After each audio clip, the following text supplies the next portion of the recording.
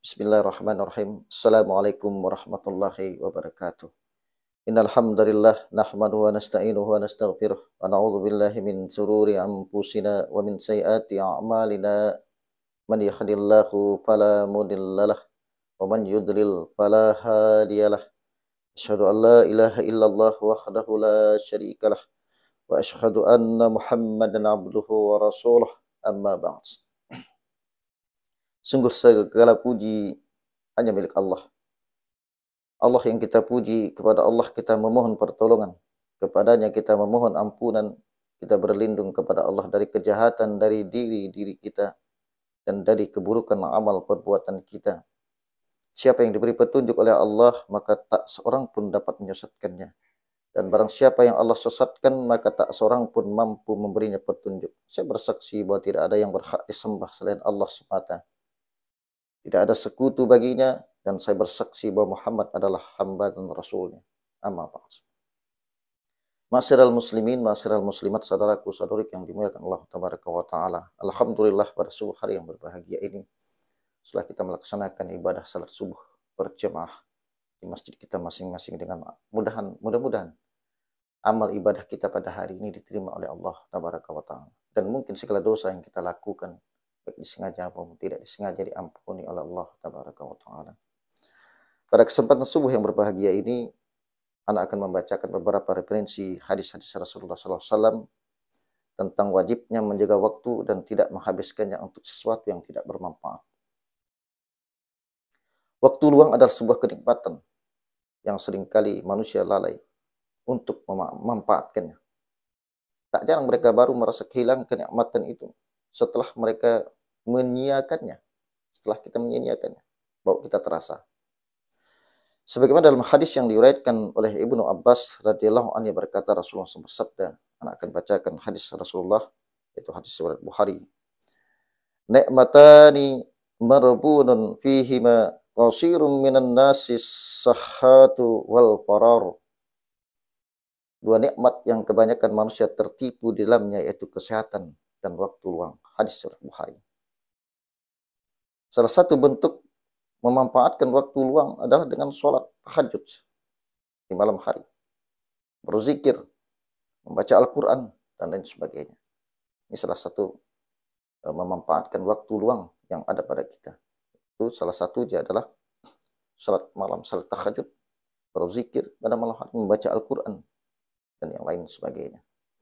Sebagaimana Aisyah radhiyallahu berkata, Rasulullah SAW jika memasuki 10 terakhir, yakni 10 terakhir bulan Ramadan, maka beliau menghidupkan malam-malamnya, membangunkan keluarganya serta bersungguh-sungguh dan mengencangkan ikat kainnya. Muttafaq alaih. Adapun sebab perintah menjaga waktu dan menggunakannya untuk hal-hal yang bermanfaat, karena di akhirat nanti hal itu akan ditanya oleh Allah. Akan ditanya oleh Allah Subhanahu wa taala. Sebagaimana disebutkan dalam sebuah hadis yang diriwayatkan oleh Ibnu Mas'ud radhiyallahu anhu dari Nabi sallallahu alaihi wasallam bersabda, tidak akan bergeser kaki anak Adam pada hari kiamat dari sisi Rabb-nya sampai ditanya tentang 5 hal. Tentang umurnya, dalam hal apa ia habiskan, tentang masa mudanya, dalam hal apa ia pergunakan, tentang hartanya dari mana ia dapatkan, dan dalam hal apa ia infakkan, dan tentang apa yang amalkan mengenai ilmunya. Hadis riwayat At-Tirmidzi. Maka setiap muslim yang ingin mendapatkan kenikmatan di akhirat, setiap mukmin yang ingin mendapatkan kenikmatan di akhirat harus bersungguh-sungguh memanfaatkan waktu untuk mendekatkan diri kepada Allah tabaraka wa taala. Karena kenikmatan di akhirat sangatlah mahal harganya. Disebutkan dalam hadis yang diriwayatkan oleh Abu Hurairah radhiyallahu anhu berkata, Rasulullah SAW bersabda, akan bacakan hadis At-Tirmidzi, barang siapa yang takut, maka hendaklah ia bergegas-gegas Dan barang siapa yang bergegas-gegas, maka ia akan sampai ke tempat tinggal. Ketahuilah bahwa barang dagangan adalah Allah itu sangat mahal. Ketahuilah bahwa barang dagangan Allah itu adalah surga. Hadis riwayat At-Tirmidzi. Jadi pada hakikatnya, waktu adalah kehidupan. Jadi barang siapa yang menyia-nyiakan waktunya, maka ia telah menyia-nyiakan kehidupannya. Dan akan diminta pertanggungjawaban atas kesia-siaannya. Banyak manusia yang tertipu dalam menggunakan waktu ini. Banyak. Sehingga ia mengalami kerugian. Karena menghabiskannya untuk perkara-perkara tidak bermanfaat. Baik untuk memanfaatkan dunia maupun di akhirat. Jadi kita harus menghabiskan waktu kita dengan perkara-perkara yang bermanfaat, jangan yang tidak bermanfaat. Lakukan di dunia ini hal-hal yang bermanfaat. Di akhirat tidak lagi. Di akhirat kita tinggal menerima apa yang kita lakukan selama hidup di alam dunia ini. Jadi hati-hati teman-teman. Gunakan waktu kita, masa luang kita gunakan untuk hal yang bermanfaat. Jangan sampai nanti ditanyakan oleh Allah waktu yang kita pergunakan untuk berpoya-poya, untuk bermaksiat kepada Allah Tabaraka wa Ta'ala. Tidak satu pun waktu yang kita gunakan untuk beribadah kepada Allah. Karena kita hidup dalam dunia ini, Allah katakan dalam Al-Quran, "Ma khalaqtul jinna wal insa illa liya'budun." Tidak aku ciptakan jin dan manusia kecuali hanya untuk beribadah kepada kata Allah Tabaraka wa Ta'ala. Ini teman-teman yang harus kita camkan sekali lagi. Sisa umur kita tidak pernah tahu kapan malaikat akan datang menjemput kita. Tidak pernah tahu. Pernahkah kita tahu?